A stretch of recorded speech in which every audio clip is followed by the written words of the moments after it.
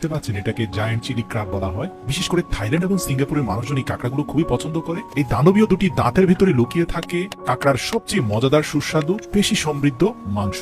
দর্শক, কাঁকড়াগুলো দেখতে দেখতে আপনাদের গুরুত্বপূর্ণ কিছু তথ্য দেই। আর্থ্রাইটিস, আলজেইমার্স, কার্ডিওভাস্কুলার ডিজিজ সহ আরো বিভিন্ন অসুখ বিসুখ প্রতিরোধ ও প্রতিকারে সাহায্য করে কাঁকড়া।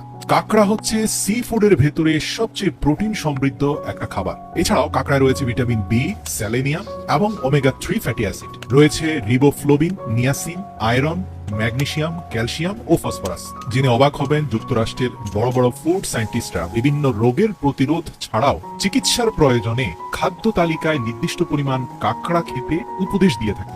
তবে যাদের কোলেস্টেরলের ঝুঁকি অত্যাধিক বেশি এবং এছাড়াও কিডনি ফাংশন দুর্বল রয়েছে তাদের কাঁকড়া খাওয়া উচিত নয়। যদি আপনার কিডনি ঠিক থাকে এবং এলডিএল কোলেস্টেরল হাই না থাকে তাহলে আপনি টেনশন মুক্ত ভাবে কাঁকড়া খেতে পারেন, কারণ কাঁকড়ায় রয়েছে পর্যাপ্ত পুষ্টিগুণ এবং এটা খেতেও খুব সুস্বাদু। এই রেস্টুরেন্টের কর্তৃপক্ষ এক জাতীয় সাদা স্কোয়ার শেপের ছোট ছোট রুটি রয়েছে যেগুলো তেলে ভেজে কাঁকড়ার সাথে পরিবেশন করে থাকে। আপনারা দেখতে পাচ্ছেন যে সাদা রুটিগুলো তেলের মধ্যে ভাজার পরে সোনালী বর্ণ ধারণ করেছে। আর ইতিমধ্যে যে জায়ান্ট চিলি ক্র্যাবটাকে ভালো করে পরিষ্কার পরিচ্ছন্ন করে কেটে বিভিন্ন স্পাইসি মশলা দিয়ে সেগুলোকে রান্না করা হচ্ছে। প্রিয় দর্শক, একটু জানিয়ে রাখি যে সিঙ্গাপুর এবং থাইল্যান্ডে কাঁকড়া রান্নার পদ্ধতি ভিন্ন ভিন্ন। সিঙ্গাপুরে যে রান্নাটা হয় সেটা হচ্ছে অনেক বেশি ঝোলের সাথে পর্যাপ্ত মশলা দিয়ে আদা কুচি দিয়ে রান্নার এক পর্যায়ে কিছুটা দুধ দিয়ে এই বড় বড় কাঁকড়াগুলো রান্না করে থাকে, আর খাওয়ার সময় সেগুলো ফ্রাইড রাইস বা ভাতের সাথেও খেয়ে থাকে। এমনকি কাঁকড়ার সাথে তারা কাঁচা ডিমকে মিশিয়ে এর স্বাদ এবং ঘ্রাণকে আরো বাড়িয়ে তোলে। আপনি দেখতে পাবেন রান্না শেষে যে কাঁকড়াগুলোর মধ্যে পর্যাপ্ত পরিমাণ ঝোল রয়েছে আর এগুলো অত্যন্ত সুস্বাদু হয়। এই অঞ্চলের মানুষজন ছোট ছোট স্কোয়ার সাইজের